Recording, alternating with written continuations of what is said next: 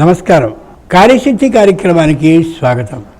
ఏ శివలింగం అయితే అలా ఉందో, చక్కనైనటువంటి గర్భ ఆలయంలో ప్రశాంతంగా ఉందో, నిర్మలంగా ఉందో, నిశ్శబ్దంలో అలా గోచరిస్తుందో, సప్తఋషులు వరుసగా అలా ఒకరి తరువాత ఒకరు అర్చన చేసి నీరాజనాన్ని ఇస్తే స్వీకరిస్తూ కనిపిస్తోందో, ఆ నేపథ్యంలో కశ్యపుడు, అత్రి, భరద్వాజుడు, విశ్వామిత్రుడు, గౌతముడు, వశిష్ఠుడు ఆరుగురు పూజ చేసేసి నీరాజనాన్ని ఇచ్చాక ఆ కనిపిస్తూ వస్తున్నటువంటి మహానుభావుడు జమదగ్ని. జాజమద్ యుజజానేన అమోఘంగా చెప్పాడు ఆయన.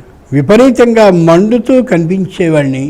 ఎవరైనా సరే తప్పైపోయిందని కానీ వేడుకుంటూ ఉన్నట్లయితే మంచులా చల్లబడిపోయేవాడిని.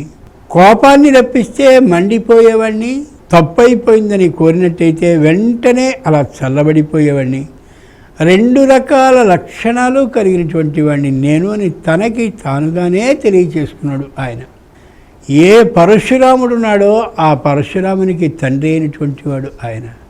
ఈ రెండు కనుబొమ్మల మధ్యప్రదేశ్లోనూ పరశురాముడు కొద్దిగా కళ్ళిలా చిట్లించినట్లయితే పరశువు గొడ్డలి ఆకారం స్పష్టంగా ఆ కనుబొమ్మ ముడిలో కనిపించేది. కాబట్టి రాముడైనటువంటి ఆయన ఈ రెండు కనుబొమ్మల మధ్యలో కనిపించేటటువంటి ఆ విధానానికి అనుగుణంగా పరశురాముడు అని పిలువబడితే, దానికి అనుగుణంగానే క్షత్రియులైనటువంటి వాళ్ళందరూ కూడా దౌర్జన్యంతో సాహసాలని చేస్తూ అధర్మాన్ని వ్యాపింపచేస్తూ ఉన్న కాలంలో అదే విధమైనటువంటి పరశువుని గొడ్డలిని ధరించి క్షత్రియ వంశాలని 21 మార్లు వధించి వచ్చినటువంటి వాడు పరశురాముడు.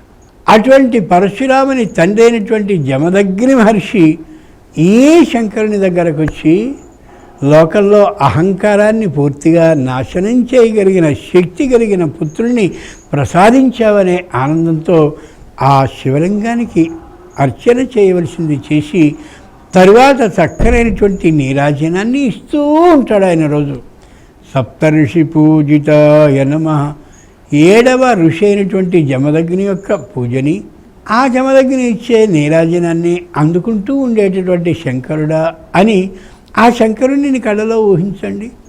అలాగే మొత్తం అందరి అర్చన, అలాగే వారికి సంబంధించినటువంటి నీరాజన అయిపోయాక 7 మహర్షులు అలాగే శివలింగం ముందు నిలబడి నమస్కరిస్తూ ఉన్నట్టుగా కళ్ళలో భావించుకోండి.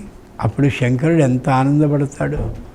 మొత్తం నాకు పూజ చేసిన మహర్షులందరూ ఒక వరుసలో నిలబడితే, వీళ్ళందరి పూజల్ని నేను స్వీకరిస్తే, ఆ స్వీకరిస్తున్న దృశ్యాన్ని ఈమె పూజ చేసినవాడు, ఇతడు పూజ చేసింది, ఇతడు స్వయంగా నీరాజనాన్ని ఇచ్చింది, ఆమె నీరాజనాన్ని ఇచ్చింది, ఈ దృశ్యాన్ని నేను కళలో ఊహించుకుంటున్నానని మనం అనుకుంటూ ఉంటే శంకరుడు కూడా ఆ రూపాన్ని ప్రత్యక్షంగా దర్శించి ఎంత ఆనందపడతాడు.